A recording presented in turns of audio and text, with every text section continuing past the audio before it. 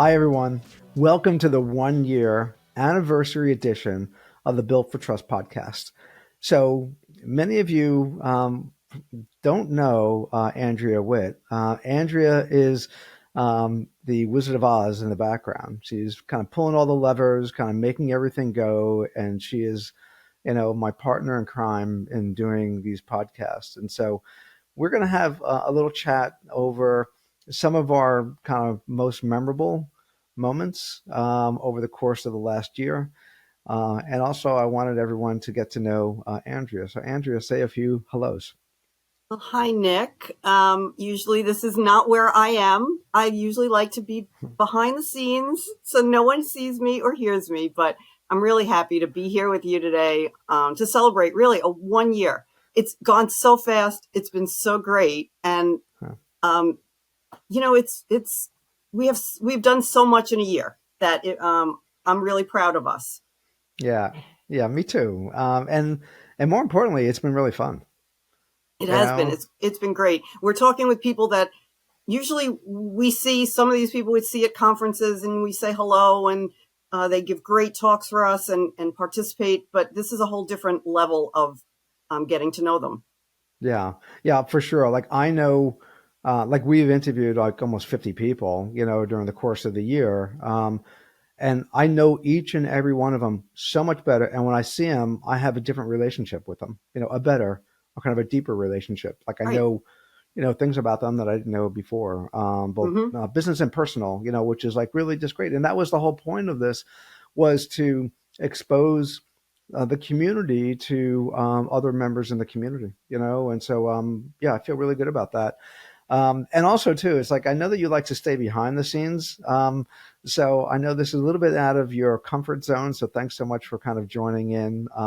But everyone gets to see, why the show is like really just so good, is because Andrea is there kind of making sure that everything runs smoothly. Yeah. I think it's more you and the guests, but I will be happy to take the behind the scenes credits. All right. Okay, great. So we're going to go. We're not going to talk about each and every guest because we wouldn't have enough time.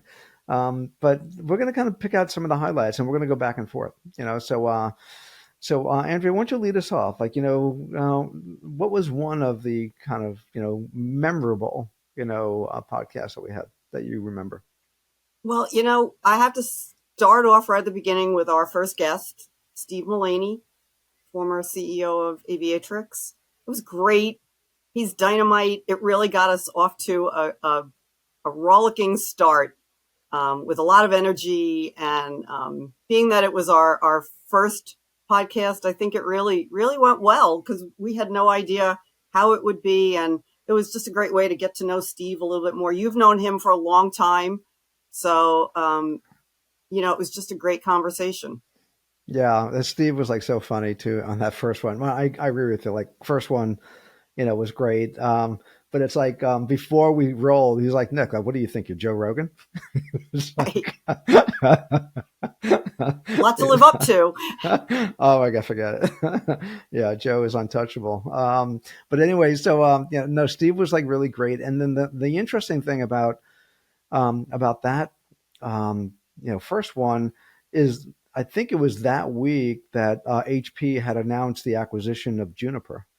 And so we got to actually dive into that a year ago, and now it's they're kind of digesting, HP is digesting Juniper, now. So that's been a long, kind of row to hoe, I guess, for HPE. But anyway, that was a great one. Really liked, loved Steve, loved having him on board. We might have a nice little video clip, from Steve too. So why don't we roll that little video clip? Remind everyone about how great that one was. This week, kind of found out about the intention of HPE to buy Juniper, and I don't know, when I first saw it, I scratched my head. I'm like, huh, I wonder why, and because also and so I had a couple of different reactions. One was that, all right, Juniper went IPO in 1999, which is that golden era, of going IPO before the dot-com bust. And they had a fabulous IPO, kind of, I think, gave them around a $5 billion market cap, and now HP's, if the rumors are true right now, the purchase price is around 13 billion. Yeah. Which is a little, I don't know, maybe some people are really happy about that. I think it's a little bit disappointing that to have a 4% compound annual growth rate in a industry that was booming, for all that Yeah. time. But say la vie, but the fit within HP, obviously it signals a big re-entry into the networking industry, and to provide services and support and products into the service provider space. And Juniper has been surprisingly making some inroads into the enterprise marketplace over the last couple of quarters. I thought the last quarter their enterprise revenue actually exceeded their service provider revenue. Wow. So I thought, it's always hard to be the Monday quarterback, on these kinds of things. Yeah. You just don't know what's going on within the companies that are kind of driving that acquisition. But I'm still kind of scratching my head. Is that the right thing? Because I think they could have bought so many other companies, that maybe would have been, on a higher growth rate. But anyway, so what do you think? Yeah, I mean, Juniper hasn't been relevant in 20 years? I mean, I don't know, 15 years? I mean, since Scott Krenz left, right? Yeah. So they've just been in what I call the bottom of the bathtub since then, right? So, I mean, they're at high, they had $100 billion market cap, right? And, I mean, that was during the dot-com stuff. So, I guess my view on it is I think it's a big thing for HP to chew. I mean, it's almost a merger of equals, right? I mean, HPE's market cap is 20 or 18 or so. It's and mergers of equals, I know from Synoptics and Wellfleet, do not work. Right? So most likely it'll be a disaster integration, because they'll probably do what everybody does and they'll try to be all nice and okay. Well, if they were smart, they'd go in and fire the entire Juniper executive, right? But humans don't do that because they want to be nice. Oh, okay, well, we'll pick one of ours and one of yours and one of ours and one of yours. And then you guarantee that it will be failure because who's in charge? Juniper thinks Juniper's in charge, and HP thinks HP's in charge. And then they fight for 2 years. That's what we did at Synoptics and Wellfleet. Doesn't work. So most likely it won't work because mergers of equals just don't work. However, from a thesis perspective, it's actually not a bad, I think actually it's not a bad idea, because look, Juniper's revenue is very high margin revenue. So they're going to get that. HPE's got to do something because they've been irrelevant ever since they were born, right? Nobody cares about them. And I think what's going to happen is, again, it goes back to kind of my thesis, which is networking is a system, Nick. We know that infrastructure is a system. It's not this and that and this and that. Networking is an end-to-end system. Now, when you start sprinkling AI magic dust into every software, it's not like there's an AI app. Every app is an AI app, right? What's going to happen is you're going from, and you'll remember this, we're going from centralized cloud to distributed cloud. And cloud means not just AWS, Azure, Google, Oracle. It means everything. On-prem, campus, on-prem data centers, Equinix data centers. It means everything. I'm going to need a fabric across all of that, end to end. So there is no WAN, there is no LAN, there's no data center. There's centers of data everywhere, and I need to stitch all this together. You're going to need routers, Nick, right? And so at some point, the world turns physical. It's not all software and all digital. The real that is world true. is analog. The real world is the edge, right? Moving bits around takes hardware. And guess what? As the world goes from centralized cloud to distributed cloud, why? Because I've got all this data everywhere, and I'm going to move my compute to where my data is, as opposed to moving all this data to where the compute is centrally. It's just, that's how networking is. It's a distributed system. And with that, Now I'm going to need end-to-end system. And if you're HPE, Juniper's actually not a bad property to own in terms of the WAN. Okay, that was super.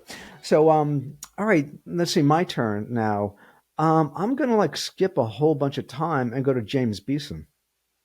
James has been part of the community for a long time. He's the executive board member. He's kind of won awards for the best CISO in the nation. He's was the CISO at Cigna for years, and then he's now the acting CISO over at Pfizer. He's going to be keynoting the spring program, as well. But what was really memorable about that with James. So he started talking about the role playing that they do around kind of physical cyber events or cyber events, and also that kind of how they intersect between virtual and physical. So they were doing one where there was a person who had either what kind of broke into their building and armed and threatened to kill a whole bunch of people unless there were some cyber records that were released.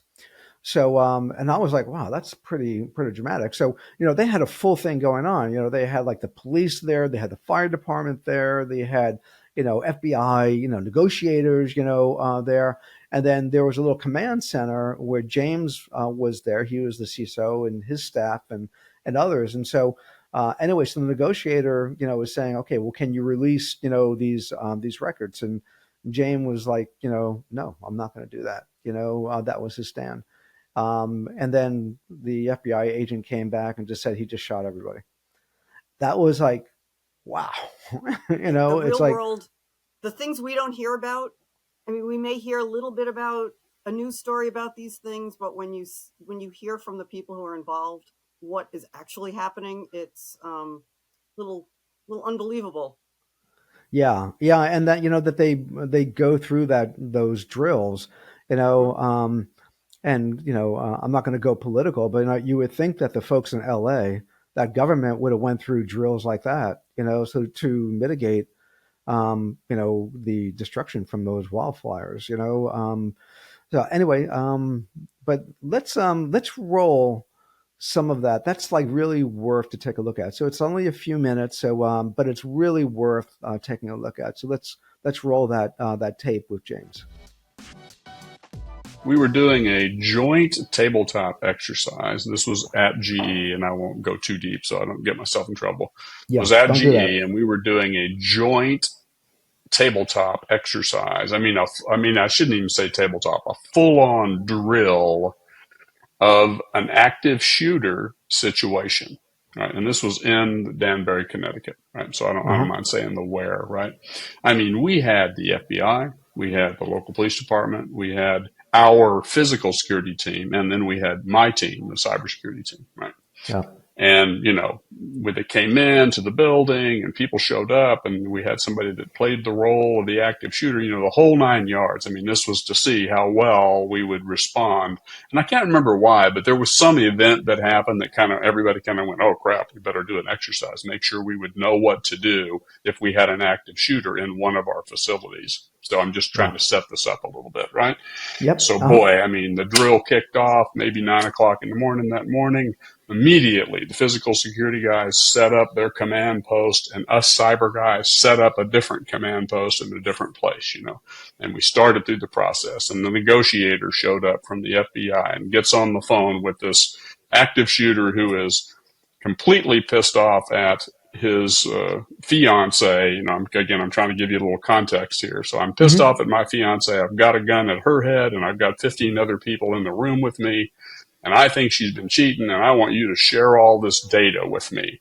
So I want you to give me high-level access into your data, or I'm unhappy, and I think she's been cheating on me. That's the premise of this whole damn thing, right? Yeah.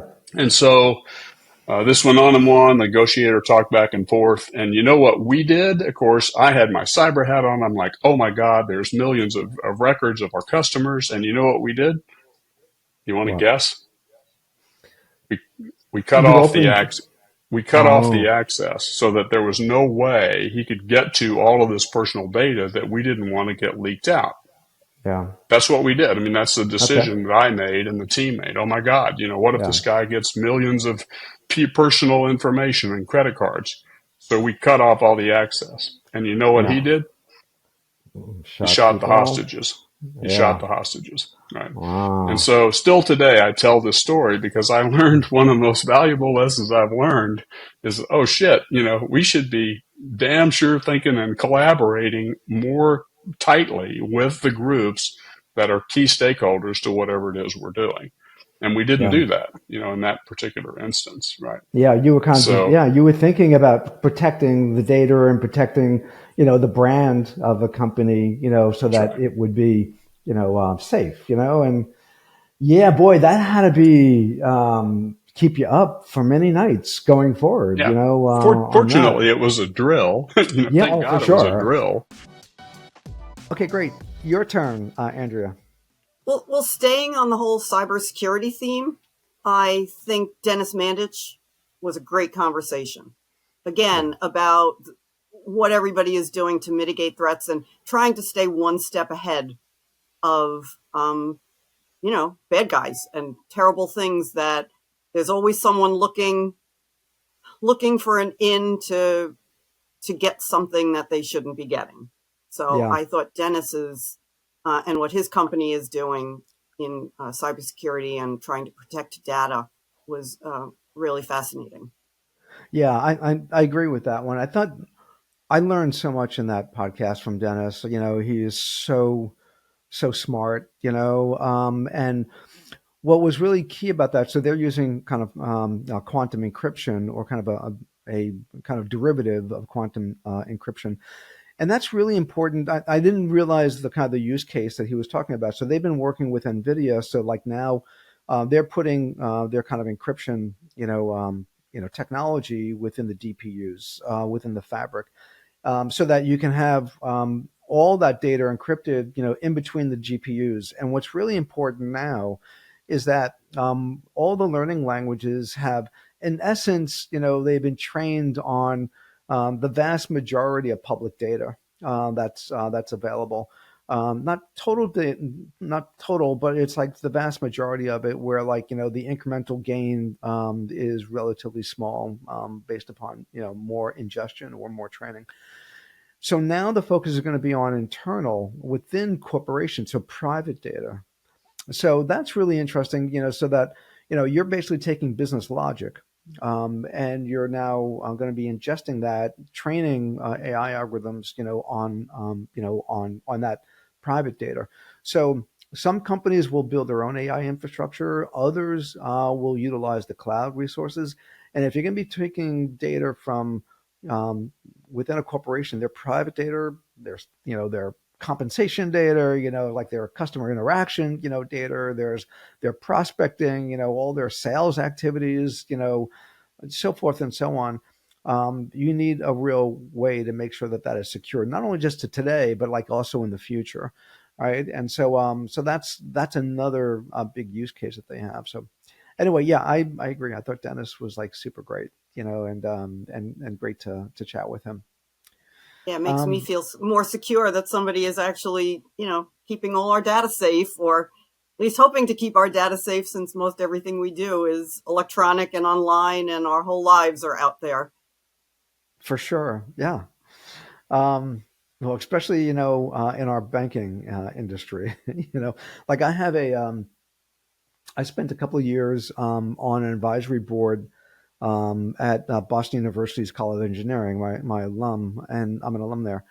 And the dean of the College of Engineering, became a friend. And so he told me one time, he goes, I get so nervous opening up my bank account, from on a browser. I'm just hopeful that everything's going to be there. I'm like, wow. I'm like, wow. That's like, he's a smart guy, So But anyway, my turn or your turn? Mm-hmm. Your turn. Okay. I'm gonna go Alex Schulman. I thought Alex is delightful. She is like so wonderful. She's scary smart. She ran kind of all the cyber engineering over at Citi for many, many years, and now she's over at E&Y. So Alex always has these really good views as to how to organize and secure assets, especially from the development and the life cycle of an application point of view. So I thought Alex was really good there. It was interesting. So Alex has a background in dance that she's talked to me about, and so she was like, really high, like professional level, ballet. And so I wanted her to talk about it, but she didn't want to talk, about it. I was a little a little disappointed, but hey, that's, I love that's what Alex. I mean, as someone who deals with all these people in many different ways, and speakerships and podcasts, and just talking with them, I consider like Alex as a friend, because Yeah. I really enjoy her company. It's great when we're together at the events. We're both gluten-free, so I always try to make sure she has food, and we have something to eat together. So I really look forward to seeing her twice a year at our events, and it's a great community. I'm just so happy to be part of it, and like Alex is one of those people that really makes it special. Yeah. Oh, that's so great to hear. Yeah. Yeah. We both love Alex. Let's give a little taste of Alex to everyone. So let's roll a little clip from Alex. What I hope to see is also actually two things. I think AI can help the systems to better protect themselves. Mm-hmm. Because of this generative nature, that's what I'm looking forward to see. Can the systems generate better code to protect themselves? We're not there. It is more futuristic. But maybe the system can learn about itself and then can implement the missing code that developers forgot to add. So that's my hope. Maybe we'll see self-protection in the future. Then I also hope to see self-attestation in the future. Because today, we as humans are coming to check computer systems. I actually want computer systems to prove that they're compliant. Yeah. And previously, we were trying to translate human languages to programming languages. This is what we're doing as part of computer science. These are the first courses when we're coming to teach, or when we're learning computer science, right? How to speak machine languages. Yeah. I hope that now, actually, machines will start speaking our language. All right. Okay. Your turn. My turn. Okay. I'm going to stay on the personal aspect of some of the guests we have, and Ray Moda. Gosh, I love Ray. I mean, it's so many things I could say about Ray that are just terrific. He's another super smart, so interesting in what his company and what the research is doing. He's always got great speakers to come and run great sessions. And, he's a former baseball guy, and I'm a baseball girl. So we always, I love to talk to him about, I'm a Mets fan. So that could be, heartbreak it's a Mets, but he knows a lot of the Mets. He's worked with some of the Mets players, and he sent me some videos. So it's really great to catch up, especially in spring and in May and October, two great baseball times, beginning of the season, end of the season. So I saw him in London this year too. He was with us over in London. So really I loved hearing on the podcast more of his journey, his career journey. So it was terrific. Yeah, I love Ray. He's I didn't know I've known Ray for 20, 30 years, but I didn't really know him until the podcast. And that was such a surprise and delight. He is such a warm human being, that you're really proud to know him and proud to consider him a friend. Just really super great. Totally agree. With you. Smart. Smart, insightful. So generous. As well. So yeah, no, he was great. Okay, so is it my turn? Now. Mm-hmm. All right. I have so many. I'm going to go Mick Curry. So Mick Curry, one of our board members. What I was, Mick was really good. He shared so much, about his career journey and and the choices that he made, which I thought were like, pretty significant. He gave things up because it wasn't a money thing. It was more about like, what he wanted to do, and what made him happy. And so I thought I have so much respect for that, for him. And then also, then we got into the whole, it was a point in time when I started to really kind of focus on biomarkers.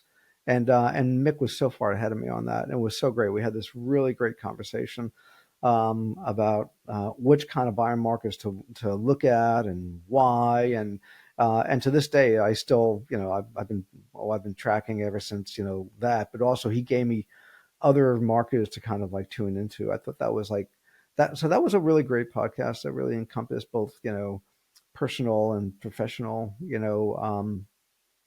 parts of I his found life. it very interesting because, I didn't know anything about all this biomarker testing, and it was pretty interesting.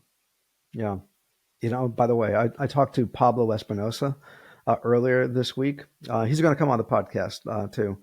But anyway, so Pablo is a not only just professional, but personally, he's always been a kind of professional competitive biker. So I asked him, okay, Pablo, what's your VO2 max? Because you bike. I do. I bike. I don't bike professionally. Right. It's like, I'm like, I'm, compared to Pablo, I'm like the guy in the tricycle going around doing circles in the driveway, but all right. So what do you think his VO2 max would be? Wild ass guess. I don't even, what's the range? Tell me the range and I'll try to guess what his, can you give me a range? Yeah. Okay. All right. So that's all right. All right. So, all right. So let me just tell you, Okay. Tell me. That's probably better. Yeah. So his VO2 max is 60. 60. So for anyone who knows, like mine is like around 42. All right. And that's good for like, someone my age. 60, that is like a late 20s, athlete. It's like off the chart, just like great, but anyway, I digress, on Mick. So I'm gonna, all right, it's your turn. You pick. I'm going to stick with another ONUG board member and talk about Chris Moretti. Yeah. Again, how do you not love Chris? Chris is, he's smart, he's involved, he's fun, he's just everything we would want in an ONUG member and a podcast guest. So I thought he was one of our first episodes too, and I thought it was great. Plays guitar, just really a lot of interests, and I always love having Chris. And Chris is one of those people that if I ask him, could you moderate a session? Could you speak in a session? His answer is always, you got it. You got it. Whatever you need. I know. He's so good. Yeah. I second that, motion, he's, especially like the thing I didn't know about Chris is his musical background. And his son also has the kind of the music bug, as well as computer science. But yeah, I don't think I can say anything more about, that what you said. I thought maybe as I kind of reflect back onto that podcast discussion, we were talking about kind of AI within kind of operations of IT. And Chris had this really great perspective, and he was just saying is that, he was really talking about agentic AI before, the term really became, popular, and so, which and only became popular in the last couple of months, Chris was really, talking about how much better that infrastructure will be run, because just having all these different data points and being able to ingest all of this data from all these different devices so that you can understand when something goes wrong, you can do capacity planning better, you can have much more resilient, infrastructure.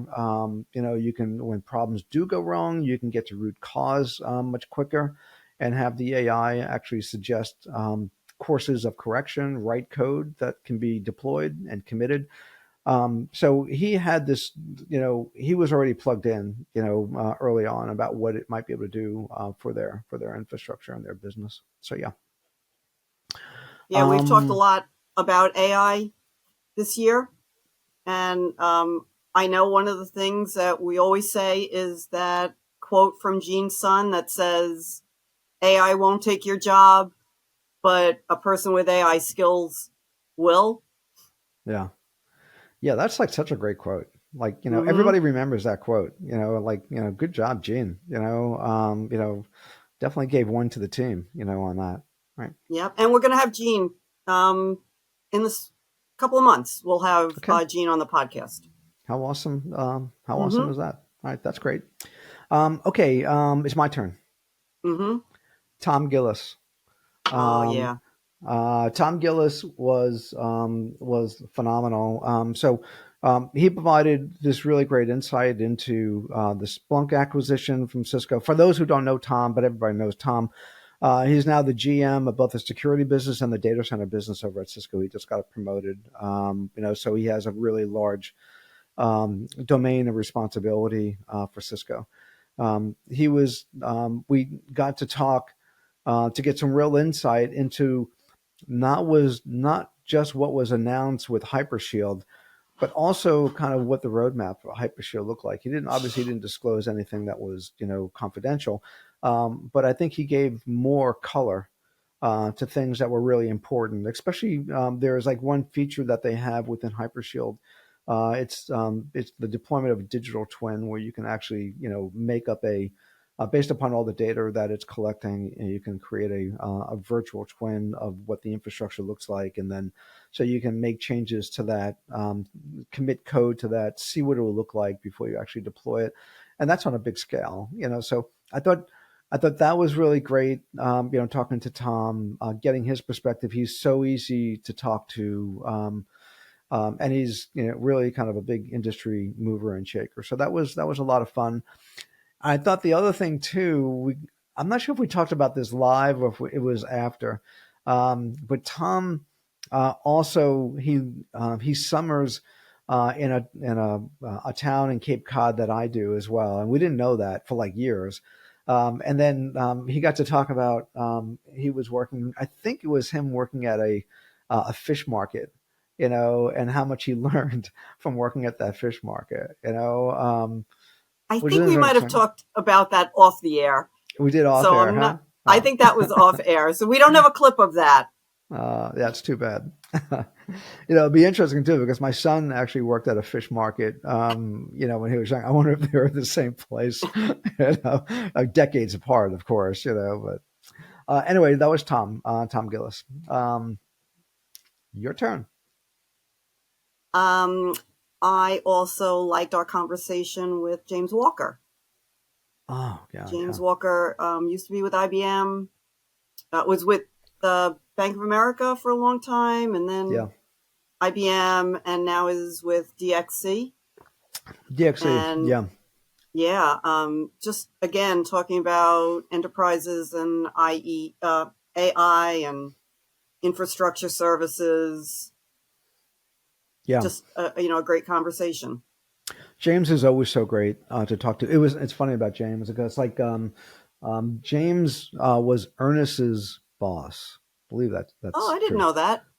Yeah, and I think James reported up to Howard Bovell. I think that's how the chain of command was at the time.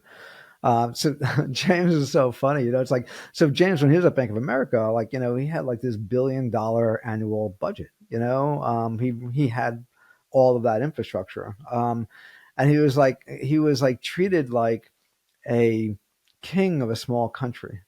It's like, so like, he tells this story. I'm not sure if he told this live or not. I hope he told it on the show. But he was kind of coming into to Dallas to meet with AT&T, and so they send a car to pick him up because he was running late, to the meeting. Car along with a police escort. He was like, kind of WTF, but it's like, and he's so unassuming. He's British. Yeah, I know. Yeah, no, he was really good, and I tell you. And then one thing I remember distinctly from the podcast is that he made this kind of observation: is that like it's like software engineers, are going to be turned more into training engineers to AI, and I thought that was really insightful. We'll see if that actually turns out to be true.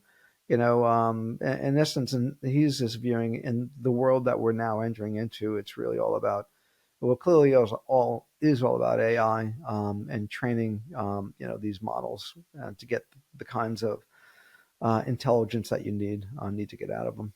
So anyway, we should roll a clip from James because one, I love hearing him talk. He's got that great British accent, as well. So let's roll James Walker clip. When you start to kind of at least standardize the way in which we describe the environment and the way in which we describe the needs of applications and workloads that are running on our networks, that's the point at which I think it becomes we enable some of these the promise of AI and machine learning and these kind of new ways of working. If you're having to embed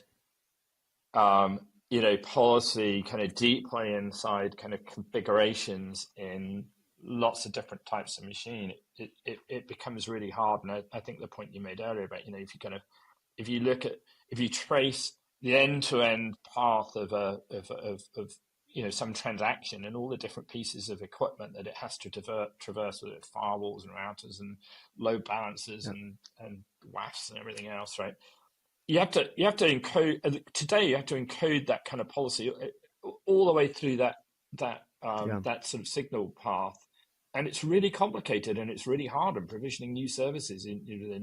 As anybody who runs an enterprise network will tell you, it's kind of figuring out how to get two machines to talk to each other across different zones with different security policies associated with them is kind of hard, right?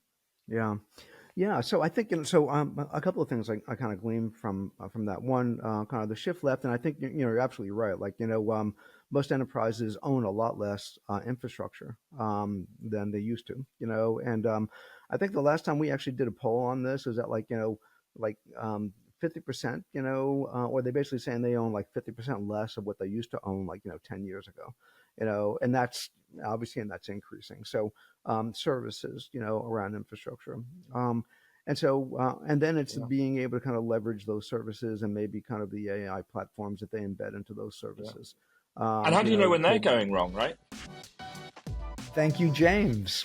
So good to hear from him. All right, let's see. Is it my turn to go? Mm-hmm. Huh. All right. Let me think. Wow. How about Sony Giandani from A&D? Can't believe you had to remind me. Sony was super, because we did Sony at the New York Dallas. She was with us in Dallas. Yeah, and New York. She was scheduled to be. She got COVID. Yeah, right. Was unable to be with us, but she was with us in Dallas. Yeah. So no, that was really good. That was high production. with Sony, because she was also using, that to help support a major announcement that they made. I didn't know that until we were, actually on the podcast and recording. And I thought there were some things that she said that resonated, not only with the community then, but also now. And what she was basically saying is that you've got to start to clean up your infrastructure, get ready for AI, which means is that there's so much sprawl of the different kinds of tools that are there. There are products that are still being plugged into infrastructure that are not being used. And you got to just really just kind of like go through that inventory, clean the whole place up, get rid of the stuff that you're not using, so that now you have a smaller set of devices that you need to manage. And then you can now then apply or kind of use those devices and their outputs to train AI. So I thought that was really insightful because no one really thought that much about that. Just kind of think, oh, we're going to plug this in. It's just going to be this big, vacuum, that's going to suck all that data, into it. But no, she was like saying, no, clean the place up, first, get your house in order, and then you can start. So I thought that was like really insightful for her. And I think that's just good life advice too. Yeah, that is very true. Just clean up first before you start something new. Just get rid of all the junk, and then it makes it easier to start something fresh. I know. So I need to kind of consult my a spreadsheet. But go ahead, you go. All right. I found the conversation with Mike Taylor from WWT real interesting. Again, had been with us and at some of the events and done keynotes. And again, he talked about cleaning up the infrastructure too. Yeah. So it ties in kind of with what AMD is doing. Well, Mike was like really great because like Mike has this really wonderful view across lots of different companies, just because that's WWT, right? They're into lots of consumers. That's why they're such a great, compliment, to ONU. So, that was really great. And so he has a wonderful pulse on what's being considered now, what's working, what's not working, in the industry. And what he is seeing is like he was the first one to really kind of, like you can read about things in the press or on social, but then when somebody actually says it that's really close to it, then it has a very different weight. So it was really, Mike who was kind of talking about fraud detection as one of the big use cases of AI within the financials. Also talked about drug discovery within the pharmaceuticals and how big those AI infrastructure is that they're deploying. Within healthcare researchers. We heard that from Svi, but Mike also is seeing that across multiple different research institutions and hospitals to accelerate both research and also treatment of various different diseases. Obviously, physical and kind of physical AI. So the getting ready for like humanoid robots, not just from Tesla, but from Scientific America, iRobot, is it Unitree, over in China. There's two other ones, but like so, him Boston seeing Robotics. how Boston Robotics, so I think there's like he sees a lot of that, going on, and then obviously they're plugged into like the whole self-driving, marketplace as well. So anyway, so I think Mike did a really great job, in providing that kind of confirmation of what but like when Mike is saying it, is like, yeah, okay, it's real. It's truly real. Right, because they're frontline. Yeah, totally frontline. Yeah, and they're helping companies like actually deploy this. So he was like he was really great. Okay, so I have one. Let's see. So Pangaj from Niles. I thought he was really good. Because like he was, kind of really senior at Cisco for a very long amount of time, and so and now he's I'm not sure if he has an operational role over at Niles or not. I think he might. So I'm not quite sure, like, what his role is over at Niles these days. I thought he was CEO and kind of having a big operational role, but we need to check that. But anyway, I thought what was really great about that podcast with him is that it's like it was kind of cloud computing really came on the scene in 2007, right? And then the iPhone also around the same time frame, 2007, 2008. So that's taken us, 20 years, a little bit less, than 20 years to get to where we are now. And networking has, not been part of that transition, where you kind of cloudify infrastructure. So in cloud computing, it was compute, then it was storage, and so the third piece of that infrastructure is networking, and so that's what Niles is all about. And I think he did the best job explaining that, and talking about why it has to be and what they're doing in order to deliver on the NAS, the network as a service, offering. So I don't know. I thought that one was like really good too. I think it's your turn. We get a great mix of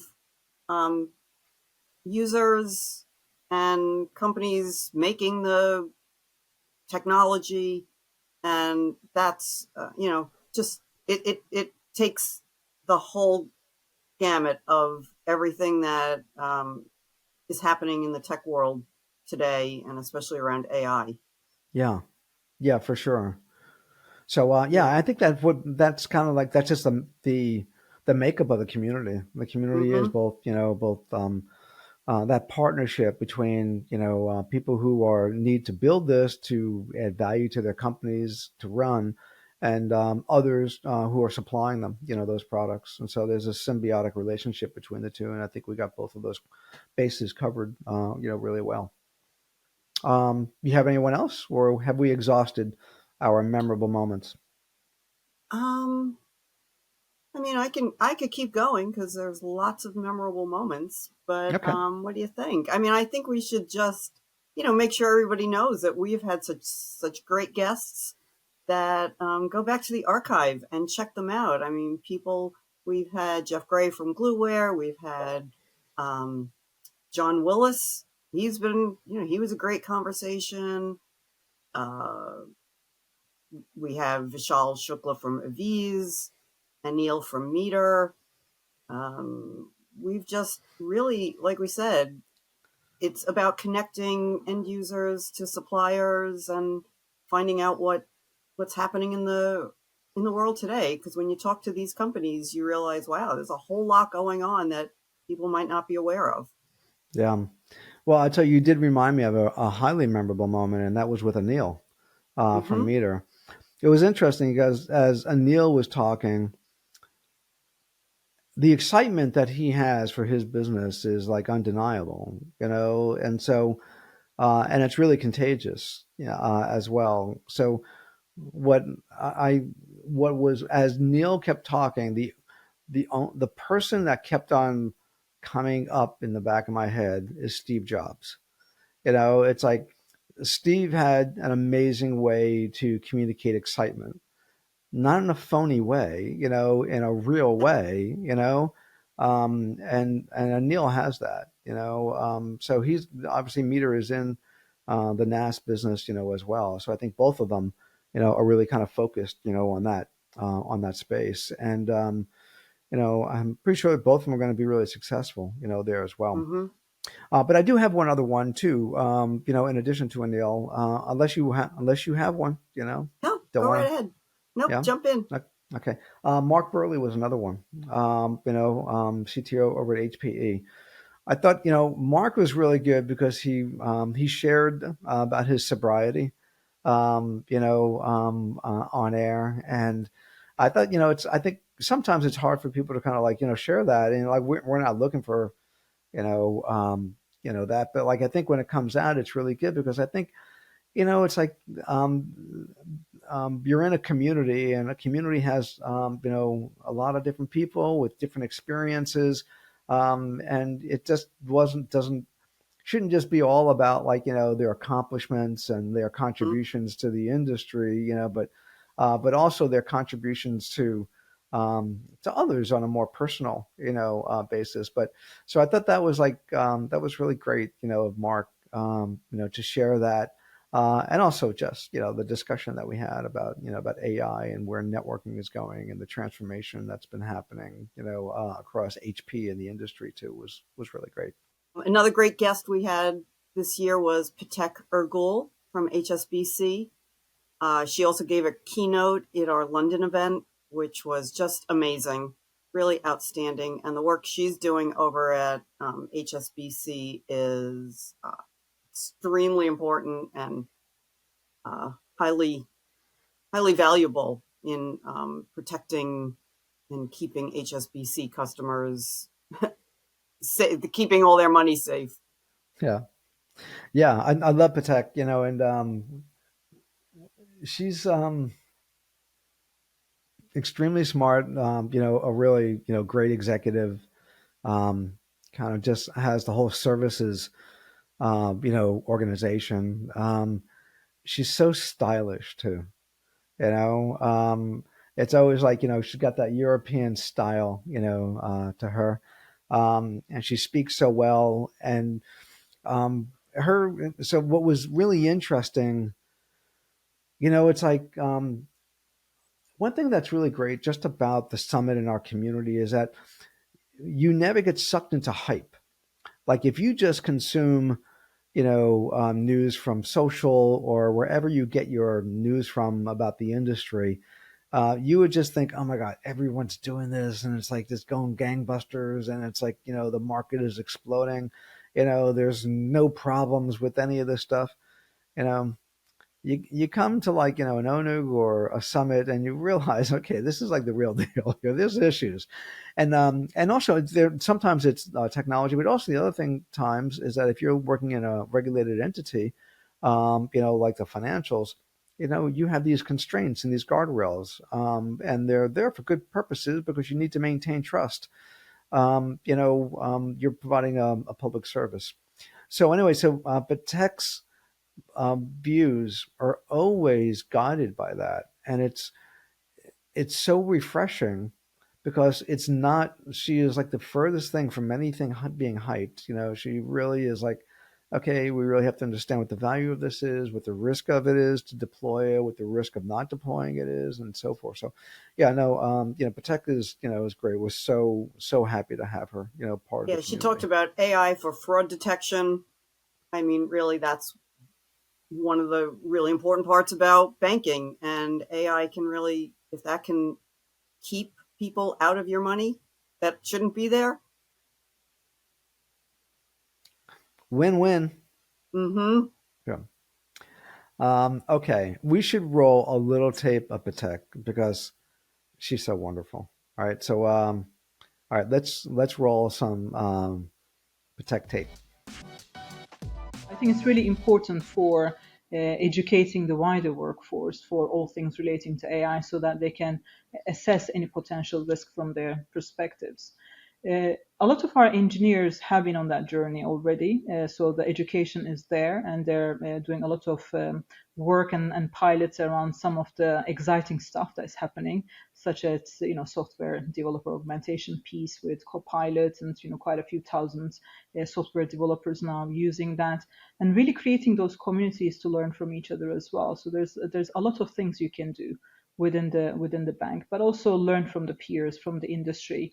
Places like ONOC is a great example of that. When you bring all that community together, how we can actually approach these challenges as a collective, thought leaders, and really help learn from each other. I think what ONOC is doing in that context is remarkable. Really creates a platform where the industry can get together and learn from each other as well. So there's so many things that you can do, but education definitely, but not limiting to the engineering teams. Okay, great. I have one, Alexi. So Alexi was also the MC, for us at the last summit. And our discussion was actually really good because I think what's really great about Alexi, she's relatively new to the industry, She's young. She's like, in her 20s. God bless her.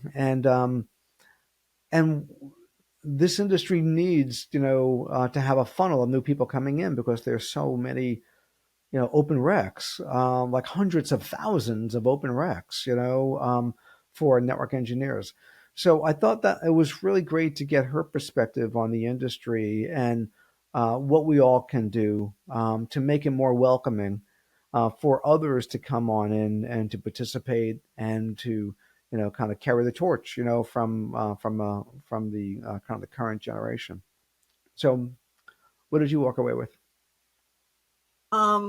Same thing. I think it's just great to see young people coming up through the industry and contributing, really having great ideas and able to bring a different perspective to what has been, an industry where it might skew older.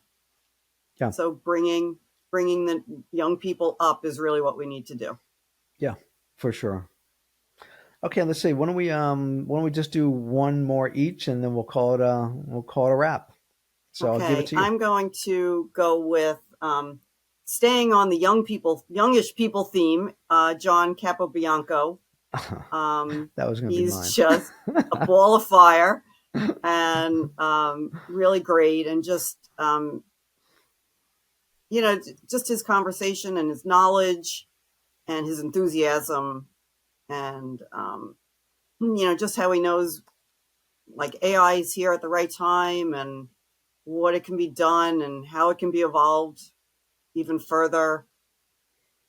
Just really great all around for our industry and our business sense. Yeah, John. Yeah, I'm glad you brought John up. John is like so great. Like his personality is it's just wonderful. Like, you're with him and you're just happy.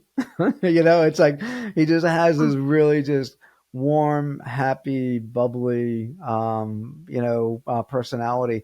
But also too, the guy is going to be a force in our industry. Like he's so knee deep in AI agents and how they're transforming kind of network operations and configuration changes and capacity planning and reliability and the whole life cycle of that infrastructure. John's the real deal. He's going to do some really great things, in this industry. It was really great to have him on the podcast and also have him as part of the community, as well. So great. I'm so glad that you brought John up. Okay, is it me? Do I get the last one? You do. You get the last one. All right, I'm going to go. I think Neil Secker. Neil from TD. So Neil's he's super great. He's been kind of a board member for many years. He's been with ONUG for probably about a decade, or so. And so Neil was able to provide a good perspective on what they're doing, what TD is doing, and other financials are doing with AI, and mostly really focused it around AI operations. So I thought that was it was really insightful, to hear from Neil. He has the overall responsibility for the infrastructure, there.